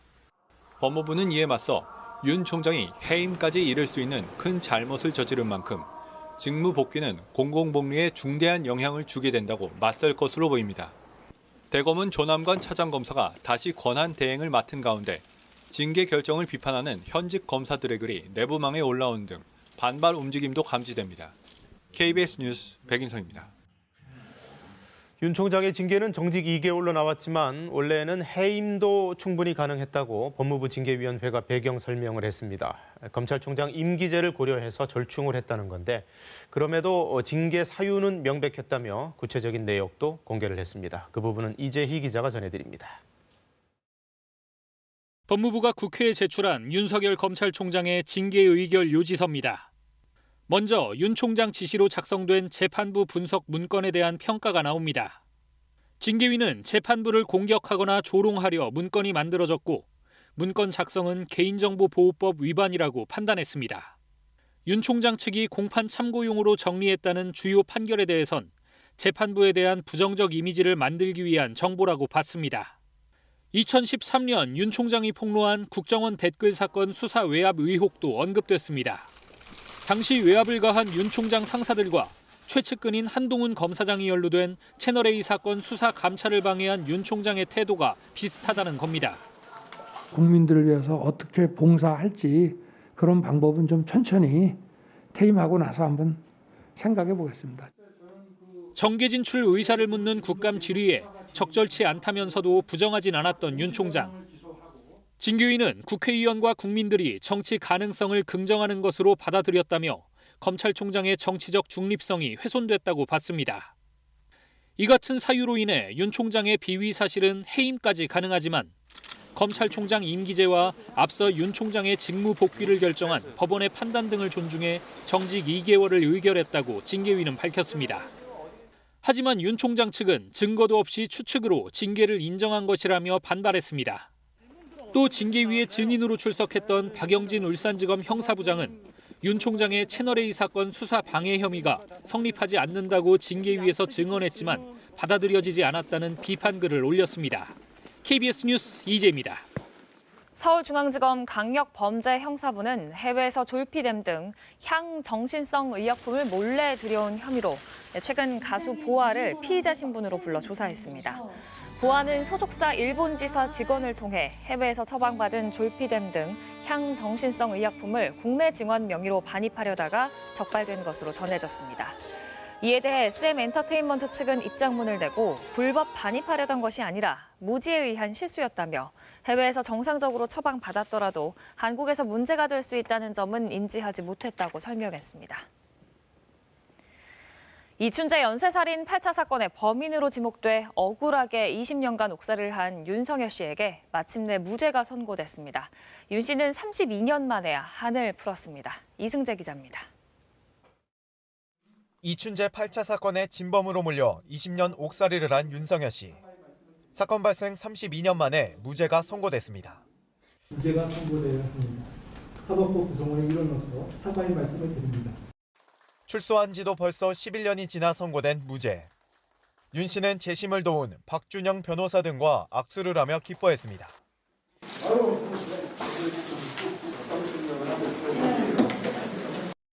무죄 판결엔 32년 만에 법정에 나온 이춘재 자백 진술이 결정적이었습니다.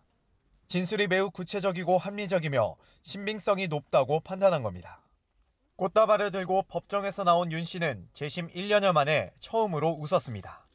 무죄가 받은 게 30년 만이고 속은 좀 후련하고 앞으로 저 같은 사람이 안 나오길 바라는 뿐이고. 재판 모든 과정을 도맡아온 박 변호사는 윤 씨를 도와온 이들에게 고맙다며 기쁨을 감추지 못했습니다. 살아나올 수 있게끔 하는 데 있어서 결정적인 힘이 됐던 박종덕 교도관님 나와 계시고요. 이런 분들이 계셨기 때문에 이 사건의 재심과 무죄가 가능했습니다. 무죄 판결의 윤 씨는 형사 보상을 받을 길이 열렸습니다. 하루치 형사 보상금 산정은 무죄 선고가 나온 해에 최저임금의 5배 내에서 가능합니다. 경찰은 판결 후 살인범 낙인을 찍어 옥살이를 겪게 해 큰 상처를 들여 깊이 반성한다고 입장문을 냈습니다. 하지만 변호인단은 재심 결과를 바탕으로 과거 수사기관의 불법 행위 등을 구체적으로 밝히기 위한 법정 대응도 하겠다고 밝혔습니다. KBS 뉴스 이승재입니다.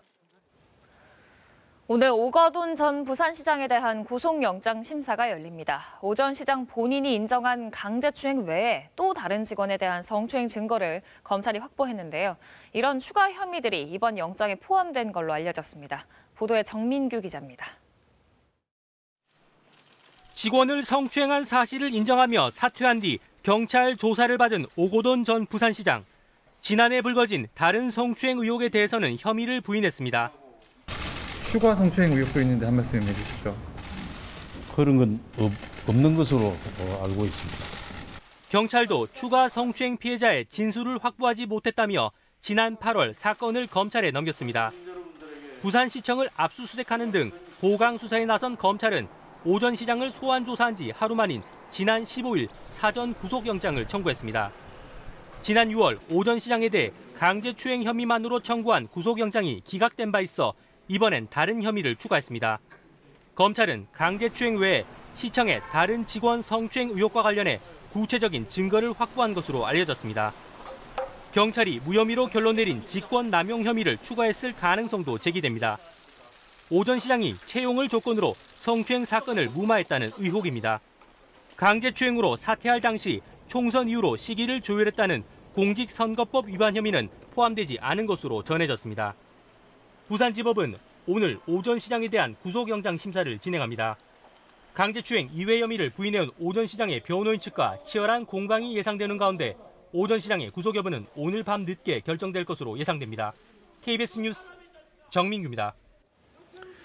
방금 들어온 소식입니다. 미국 식품의약국 FDA 자문기구인 백신 생물의약품 자문위원회가 조금 전 제약사 모더나의 코로나19 백신 긴급 사용 승인을 권고했습니다.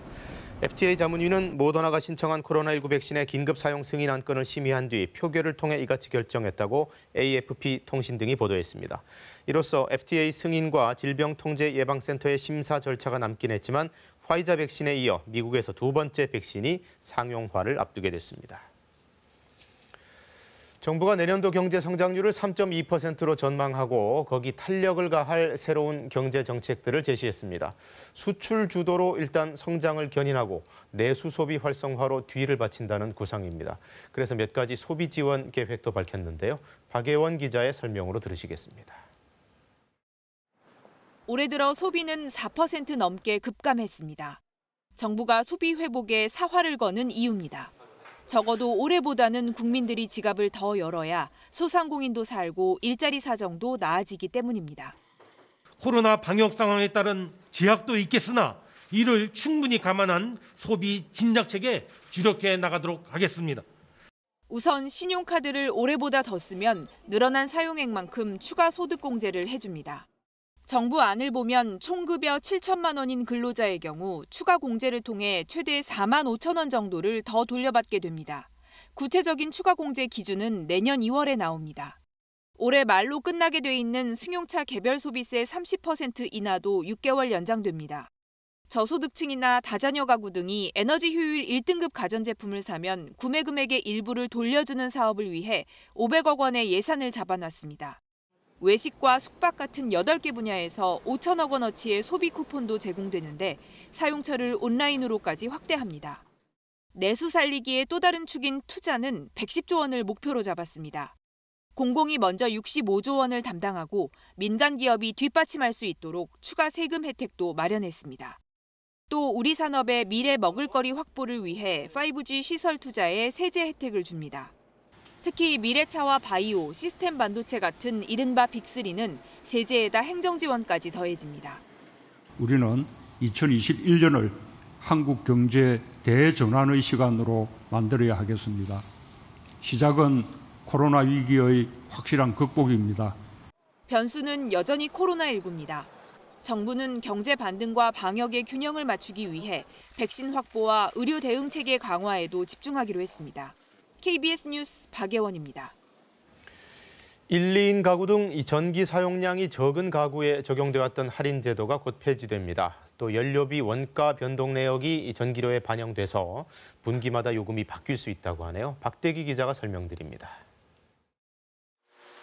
월 200kWh 이하를 쓰는 저사용 가구에 적용되던 4,000원 할인 제도가 내년 하반기에 할인폭이 한 번 줄고 2022년 7월엔 폐지됩니다.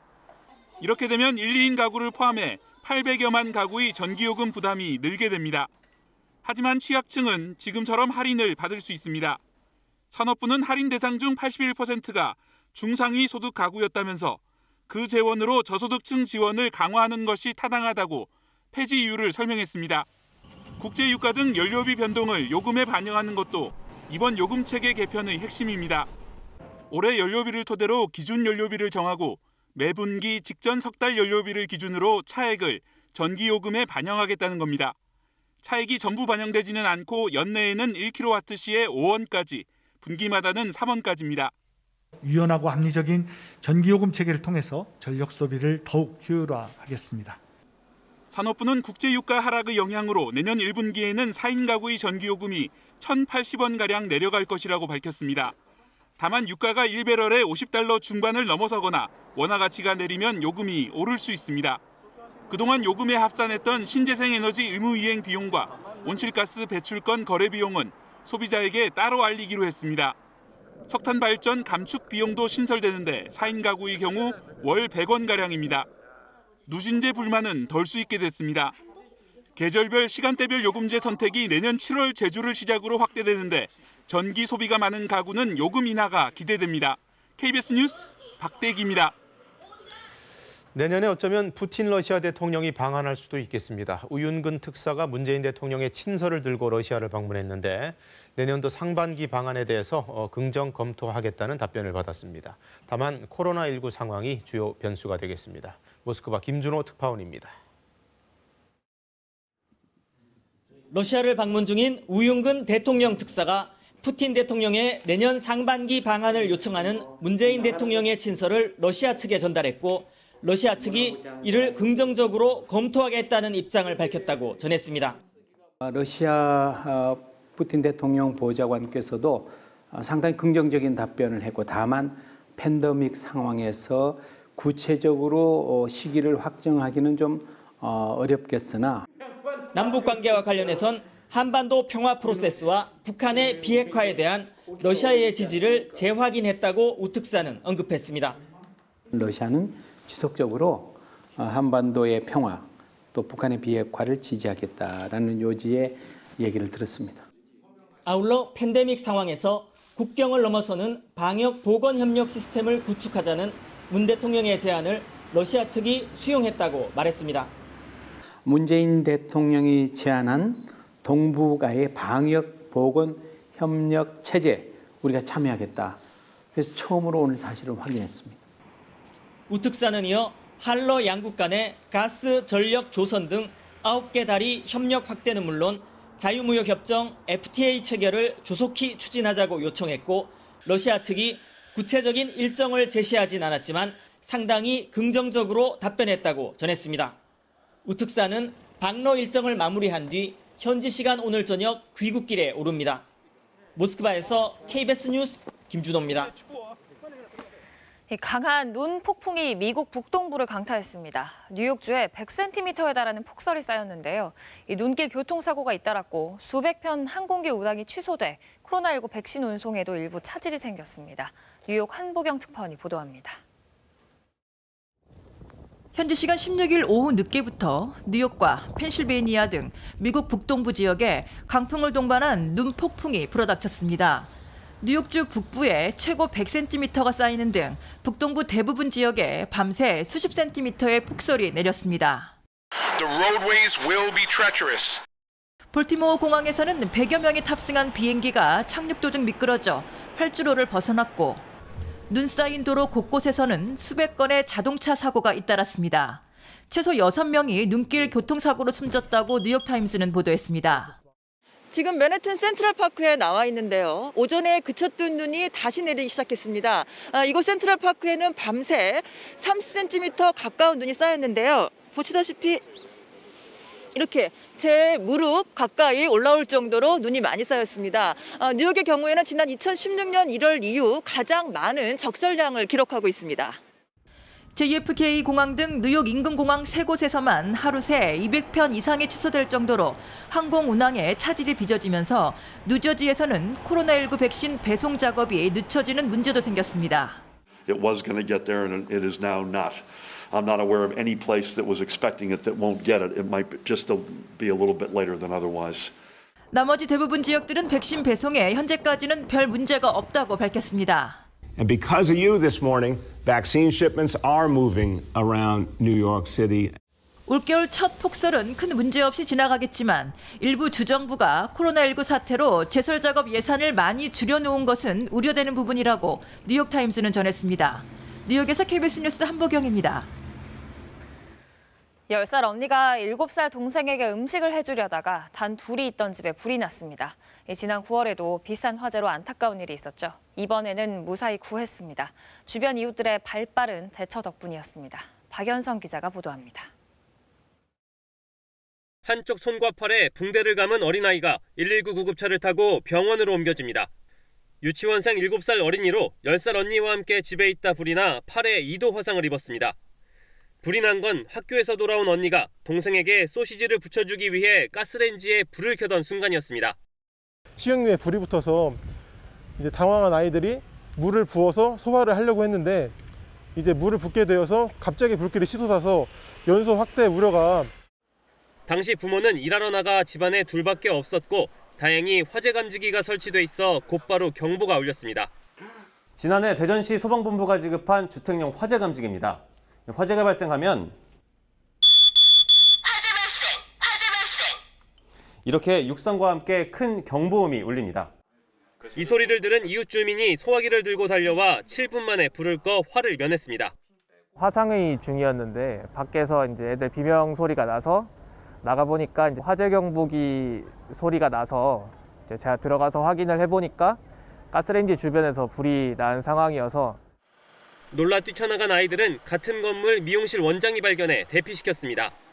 한 아이가 옷을 벗고 있어서 좀 안 좋은 상황인가 싶어서 이제 물어봤더니 그냥 불났다고만. 그래서 오늘 안으로 대피를 시켜서 그냥 담요 같은 걸로 덮어줬어요. 이웃들의 관심과 도움으로 무사히 구조된 두 자매는 병원에서 치료를 받고 건강에 큰 이상은 없는 상태입니다. KBS 뉴스 박연선입니다. 수많은 겨울 철새가 한반도를 찾았는데요. 요즘 농사 기술이 워낙 좋다 보니까 낙국도 잘 없고 먹을 게 없는 철새들이 농작물을 다 파먹어서 농가들이 고통을 호소하고 있습니다. 김혜린 기자가 취재했습니다. 가축의 사료로 쓰이는 나이그라스 밭입니다. 10월에 파종했지만 새싹을 찾아볼 수 없는 허허 벌판에 가깝습니다. 먹이를 찾지 못한 큰 기러기 떼들이 모두 파먹었기 때문입니다. 새를 쫓기 위해 낚싯줄을 설치해봐도 무용지물입니다. 10월 말쯤 되면은 새싹이 자라는데 기러기도 그 시기 되면은 많이 와요. 그래서 그때 이 풀밭에 앉아서 거의 풀을 다 뜯어먹고 바닥까지 다 파먹은 상태예요. 일대에 있는 밭들도 사정은 마찬가지. 한번 피해를 본 새싹은 다시 자란다고 해도 얼어 죽어 수확량이 감소할 수밖에 없습니다. 철새를 잡지도 못하게 하고 그래서 뭐 방법이 없어요. 고스란히 이제 피해는 우리 농가들이 이제 있게 되는 것이죠. 큰 기러기들이 굶주리게 된 건 콤바인 성능이 좋아져 수확할 때 낙곡이 거의 발생하지 않는 데다 농가에서 볏짚마저 일찍 거둬 축산 농가에 팔아버리기 때문입니다. 해남군에선 철새 먹이를 위해 볏짚을 남겨두는 볏짚 존치 사업을 진행하고 있지만 시중에 판매되는 볏짚의 반값에 사들이다 보니 농민 참여도가 낮습니다. 때문에 해남군은 올해부턴 사업비를 올리기로 했습니다. 볏짚 존치의 경우 협의회 회의에서 보상 단가에 대하여 현실화 반영을 언급하였고 올해는 풍선 단가를 작년 대비 약 2배 정도 상향하여 사업을 추진하고 있습니다. 농민들은 보다 효율적인 볏짚 사업으로 철새 피해를 줄여줄 것을 호소하고 있습니다. KBS 뉴스 김혜린입니다.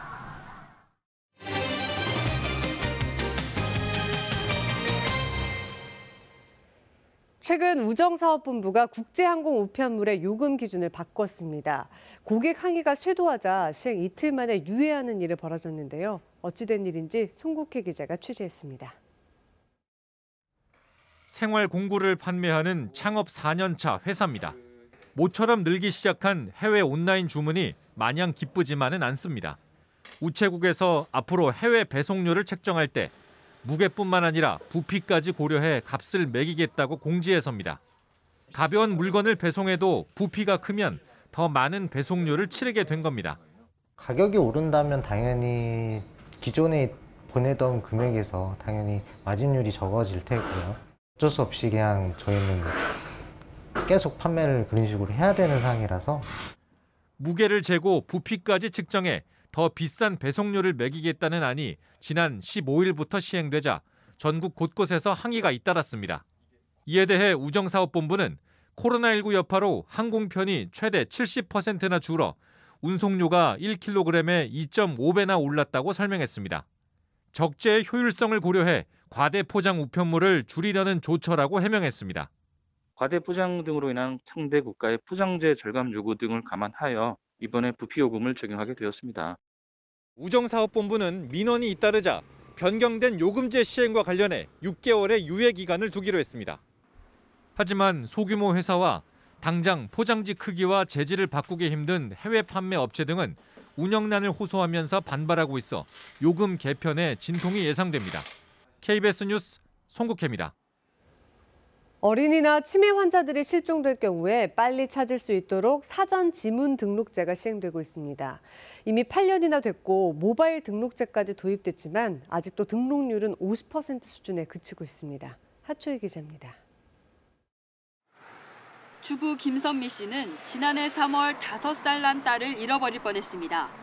딸이 할머니 집 근처에서 길을 잃고 울고 있는 걸 행인이 경찰에 신고해 1시간 만에 엄마의 품으로 돌아왔습니다. 2년 전 어린이집을 통해 딸의 지문을 등록해둔 덕분이었습니다.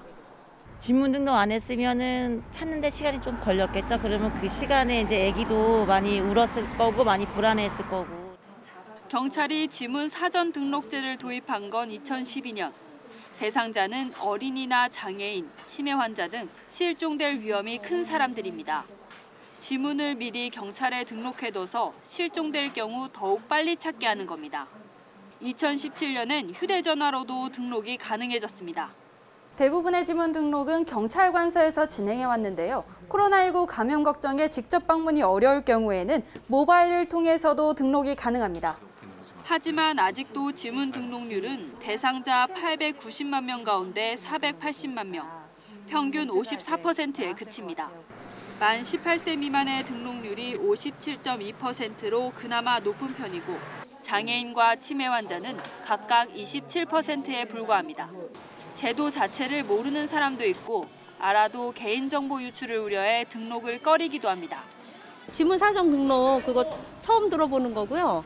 그런 거 하게 되면 뭐 개인정보 저해된 거 그런 거 유출되거나 뭐 해킹당하거나 그럴까 봐 걱정이 되죠. 경찰에 접수되는 실종 신고는 해마다 4만 건 정도. 경찰은 아동 실종 사건의 경우 찾는데 평균 56시간이 걸리지만 지문을 등록해 놓으면 50여 분으로 줄일 수 있다고 강조합니다. KBS 뉴스 하추입니다. 지난달 KBS는 강원도 삼척 대형 발전소 건설 과정에서 어민 피해 보상이 이루어졌는데 석연치 않은 점이 한둘이 아니라는 소식 전해드렸습니다. 그런데 더 취재해보니 이런 식의 수상한 보상이 더 있는 것으로 확인됐습니다. 박성은 기자입니다. 22억 원짜리 유흥주점 건물, 11억 원대의 어촌계로 팔린 어촌계장의 펜션, 삼척의 발전 사업자가 어민 피해를 보상하겠다며 지역의 한 어촌계에 사준 부동산들입니다. 수십억 원대의 거래를 하면서 감정평가도 하지 않았습니다. 감정평가를 해놓고도 무시한 사례도 있습니다. 올해 1월 소유권이 민간기업에서 삼척수산업협동조합으로 넘어간 6층 높이의 이상가는 매매 가격이 27억 원이었습니다. 감정평가액보다 7억 원 비쌌습니다. 건물은 거래 목적과 다르게 쓰이고 있습니다. 삼척수협이 이 건물을 지원받은 명목은 어민 복지시설이었습니다. 하지만 건물 어디에서도 복지시설의 흔적은 찾을 수 없습니다. 건물주와 발전 사업자는 문제가 없다는 입장입니다. 이런 보상은 사업자가 독자적으로 진행한 민간 차원의 임의 보상이라는 겁니다. 이 때문에 산업통상자원부와 삼척시의 관리 감독도 받지 않습니다. 발전 사업자가 손해를 보는 것도 아닙니다. 발전을 시작하면 전기 판매 가격에 사업자 투자비가 반영되기 때문입니다. 정부에서 이런 과투자되고 있는 그런 비용들을 다 그대로 인정을 해주게 된다면은 사실 그 부담은 소비자들, 시민들이 이제 그 부담을 떠안게 되죠. 경찰과 해양경찰은 보상 과정 전반이 상식을 벗어났다고 보고 각각 조사에 들어갔습니다. KBS 뉴스 박성훈입니다. 같은 종류의 암이라고 하더라도 세포 조직 차이에 따라서 표적 치료가 달라집니다. 문제는 이 암 진단 과정에서 얼마나 세포 조직을 정확하고 또 빠르게 파악하느냐가 관건인데요. 국내 연구진이 암 환자별 특성에 맞게 세포를 정확하게 진단할 수 있는 새로운 형광 증폭 기술을 개발했습니다. 조영우 기자가 전해드립니다. 의료진들이 암 진단 과정에서 세포 조직을 관찰하기 위해 사용하는 생체 조직 팽창 현미경입니다. 이때 암세포가 어떤 조직 특성을 가졌는지 알기 위해 면역 형광 신호법을 이용하는데 현재로서는 숨어있는 암세포를 잘 찾기가 어렵고 시간도 오래 걸리는 단점이 있습니다. 카이스트 신소재공학과 연구팀이 기존 형광 신호보다 9배 증폭 가능한 프랙탈이라는 새로운 신호 증폭 기술을 개발했습니다. 프랙탈 기술은 항체 기반의 염색 방법으로 신호 증폭 과정이 매우 간단하고 특수한 화학물질 사용도 필요 없습니다. 1차 항체, 2차 항체, 그리고 2차 항체를 또 타깃하는 항체, 그리고 그 항체를 또 타깃하는 항체, 이렇게 반복적으로 수행함으로써 이제 신호를 증폭시킬 수 있었습니다. 암세포 이미지나 영상을 좀 더 선명하게 확인할 수 있어 세부적인 암 진단과 치료, 신약 개발에 도움이 기대됩니다. 유방암에 대한 항암제, 대장암에 대한 항암제 이런 식이었는데 이제 우리가 암을 정확히 더 세부 타입을 나눌 수 있기 때문에 어떤 세부 타입에 맞는 항암제 이렇게 좀 더 표적 치료를 개발해지는 것이 가능합니다. 이번 연구 결과는 국제학술지인 영국 왕립화학회 나노스케일지 11월 13일자에 게재됐습니다. KBS 뉴스 조용입니다. 이 시각 출근길 교통 상황 알아보겠습니다. 서울경찰청입니다. 안녕하십니까. 금요일 아침 교통정보입니다. 서울 도심 밤사이 눈이 내렸습니다. 미끄럼 사고에 주의하시고 오늘도 안전한 출근길 되시기 바랍니다. 분당 수서로 청담대교 방향으로 수서 IC에서 탄천 1교까지 더딘 운행 보이고 있지만 이후부터는 지나시기 수월합니다. 올림픽대로 김포 방향 영동대교에서 성수대교 사이 추돌 사고 있었는데요. 사고 처리는 완료됐지만 여파로 아직까지는 평소 금요일 아침보다는 서행되고 있습니다. 서울 외곽순환도로 상일 IC에서 길동역 방향으로 들어오는 구간은 평소보다 한산한 편이지만 이어지는 천호 사거리에서 속도 살짝 줄고 있습니다. 마들역부터 하기역 방향으로는 노원역 부근과 다시 중계역 조금 지난 지점에서 부분 지체되고 이후는 소통 원활합니다. 연희교차로 부근 차량 많아지면서 연세대 방향으로 밀리고 있습니다. 이어서 교통통제 및 혼잡 예상 정보입니다. 동부간선도로 장안교 부근 자동차 전용도로 차선 도색 공사로 오늘 오전 10시부터 오후 5시까지 부분 통제되겠으며 국회 주변에서는 오늘 저녁 7시부터 1시간가량 집회가 있을 예정입니다. 교통정보였습니다.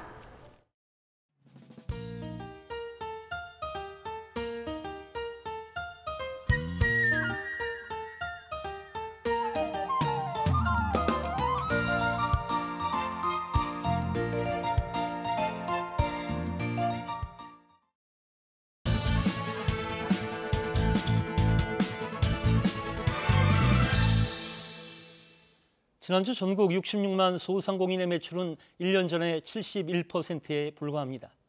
11월 둘째 주 92%까지 회복됐던 소상공인의 매출이 코로나 재확산으로 다시 급감하고 있는 겁니다. 집합 금지나 제한 명령으로 영업이 제한돼 매출은 급감하고 있지만 임대료는 꼬박꼬박 내야 합니다. 행정 조치로 매출이 급감한 중소상공인이 임대료 부담까지 고스란히 떠안는 게 과연 공정한 것이냐는 화두를 대통령이 던지게 된 배경입니다. 임대인이 알아서 깎아주면 좋겠지만 임대료를 받아야만 생계를 유지하고 이자를 갚을 수 있는 경우도 있어 현실은 간단치만은 않습니다. 지난달 소상공인연합회가 임대료 인하 여부를 조사한 결과 임대료가 낮아졌다는 응답보다 오히려 올랐다는 응답이 2배를 넘었습니다. 임대인이 임대료를 깎아주면 그 절반을 세금에서 감면해주는 착한 임대인 제도가 큰 효과를 거두지 못하고 있습니다. 이 때문에 집합 금지나 제한을 받는 업종들의 임대료를 면제하거나 절반으로 감면하자는 법안까지 발의됐지만 임대료 부담을 모두 임대인에게 떠넘기기에는 정당화의 근거가 부족합니다. 해외 사례를 볼까요? 캐나다는 지난 4월부터 9월까지는 임대료 부담을 정부와 임대인, 임차인이 2대 1대 1로 나눠줬지만 지금은 긴급 임대료 보조금 제도를 도입해 행정 조치로 심각한 피해를 입은 경우에는 90%까지 임대료를 지원합니다. 일본 정부도 지난 5월부터 월 매출액이 1년 전보다 50% 이상 줄었거나 석 달 연속 매출액이 1년 전보다 30% 이상 감소한 경우 임대료를 지원하고 있습니다. 정부가 집합 금지나 집합 제한 조치를 내려 얻게 되는 이익은 코로나 확산 방지를 통해 전 국민에게 돌아갑니다. 행정 조치로 피해를 입는 중소상공인의 임대료를 국민의 세금인 공적 자금으로 지원할 수 있는 근거입니다. 따라서 정치권과 정부는 공적 자금을 활용해 정부와 임차인, 임대인이 임대료 부담을 나누는 방안과 정부가 임차인의 임대료를 직접 지원하는 방안 등을 적극 검토해 공정한 임대료 부담 방안을 하루빨리 마련해야 합니다. 뉴스 해설이었습니다.